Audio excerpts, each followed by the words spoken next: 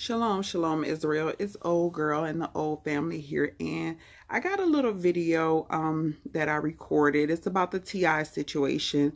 I know some of you may know that he was arrested, and I mean, you can decide for yourself on the situation. Basically, he came home late with a buzz, didn't have his key to get in the gated community. And I've lived in a gated community. I know how it is when you don't got that key card. Security was there, sleep. He woke him up. They had a little back and forth. Guess he called the wife. She got a little testy, but all in all, he was let in. Got to his house, probably was pissed. Went back out to confront the security guard, asking for names and that sort of thing. Cops was called. T.I. go to jail and he gets slapped with 3 minor charges. He done made bail and he out. $22.50 it was the bail.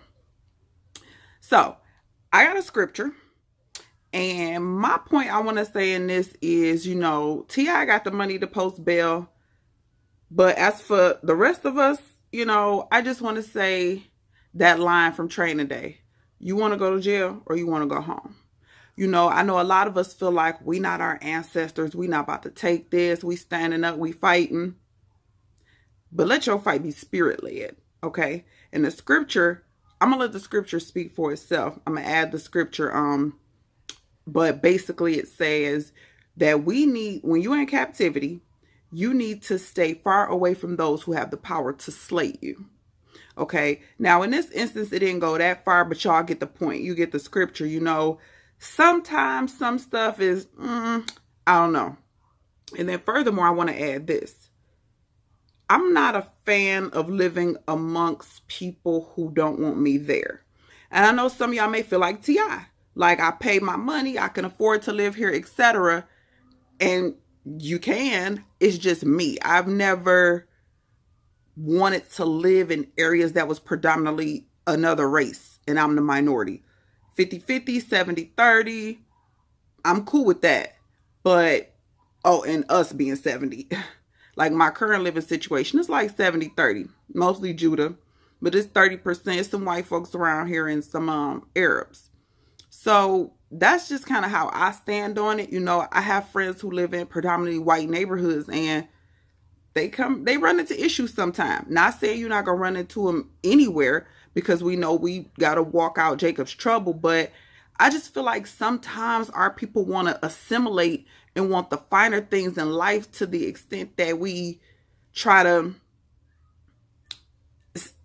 incorporate ourselves into areas and situations that we just don't even need to be in. Because at the end of the day, how a security guard gonna call the police on you when you paying to live here? Y'all watch the video for yourself. Me or? No, I'm talking to the officer who arrested me. Yes, sir.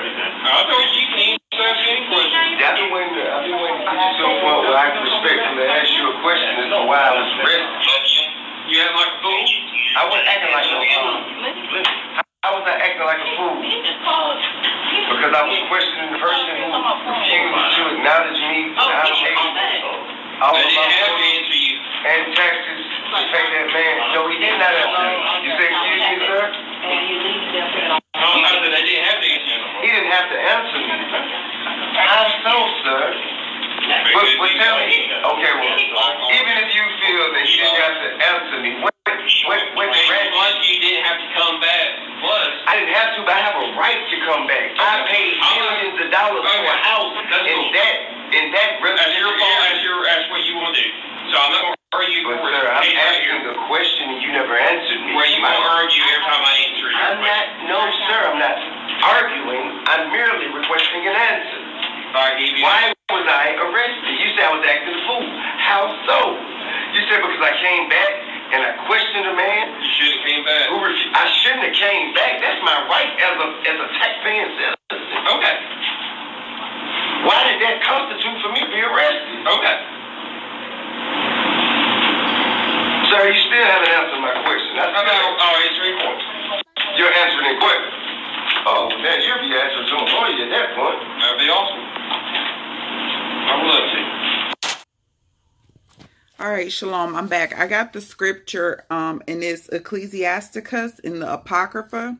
We're at chapter 8, Forgive me for not having my head covered. So I'm not going to read it. Well, yeah, yes, I am. Chapter 9. Ecclesiasticus chapter 9, verse 13. Keep thee far from the man that hath power to kill, so shalt thou not doubt the fear of death. Excuse me. And if thou come unto him, make no fault, lest he take away thy life presently. Remember that thou goest in the midst of snares, and that thou walkest upon the battlements of the city. You can actually go down to do, 14, 15, and 16, but Ecclesiasticus 9 and 13, Ecclesiasticus chapter 9 and verse 13, it clearly tells you right there. Now, don't get me wrong. I do believe in, standing up for yourself. I'm not trying to say we need to be submissive and docile with no disrespect to the ancestors. But the scriptures tell you basically operate in wisdom. This person got the power to take your life and you want to pop off at the mouth. Remember, we ain't got no might. We've been destroyed. Remember Deuteronomy. So we got to operate wisely out here. Some of y'all just act so aggressively when you're dealing with the police. And it's like, look, it don't take from you being a man. No one's saying you no punk or nothing like that. But you have to fight the fight that's led by the spirit, not by your flesh. But y'all saw the video. Y'all make y'all own analysis, assumptions, whatever y'all want to say.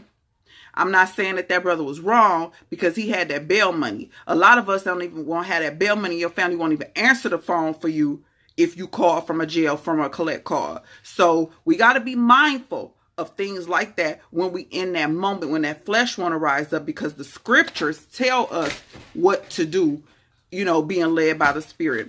So I just wanted to touch on this situation. It really sat in my heart to see, to read this article when I got online today. So, I just wanted to touch on it, and thank you guys for watching and for subscribing, and thank you for the support. Shalom.